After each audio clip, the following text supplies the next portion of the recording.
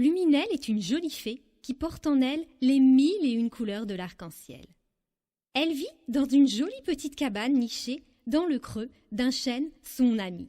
C'est une fée joyeuse qui adore créer, rire et chanter. Mais Luminelle n'est pas comme toutes les autres fées. Elle ne peut pas voler. Depuis aussi loin qu'elle s'en souvienne, ses ailes n'ont jamais réussi à la soulever, à se déployer. Luminelle a tout essayé, mais rien n'y fait. Ses ailes sont comme froissées, figées, blessées. Tous les jours, elle regarde ses amis les fées s'envoler dans le ciel, libre et légère. Luminelle aimerait tellement elle aussi pouvoir voler, sentir le vent dans ses cheveux et prendre de la hauteur. Cela la rend souvent triste, car elle se sent tellement différente. C'est parfois difficile d'être différent. On se sent seul et incompris.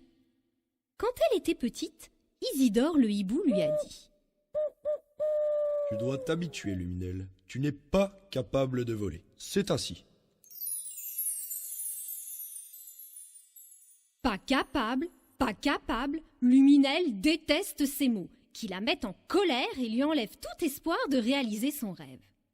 Luminelle rêve de faire le tour du monde. Un jour de pleine lune, Luminelle entend un chant joyeux à sa porte. Elle s'empresse d'ouvrir et découvre alors un grand perroquet multicolore souriant. « Hola, je m'appelle Wapi !» dit le perroquet, plein de joie, le regard brillant et chaleureux. « L'autre soir, j'ai vu une étoile briller plus fort, plus loin que les autres. Elle était juste au-dessus de chez toi. Alors, me voilà. Car lorsqu'une étoile brille si fort, c'est que quelque part dans le monde, quelqu'un a un rêve au plus profond de son cœur et qu'il doit le réaliser. »« Hola, Wapi, je m'appelle Luminelle.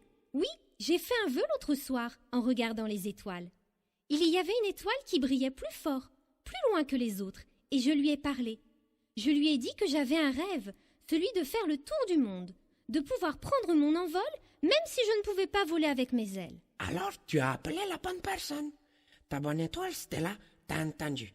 Quand on désire très fort quelque chose et que cela vient du cœur, les rêves se réalisent. »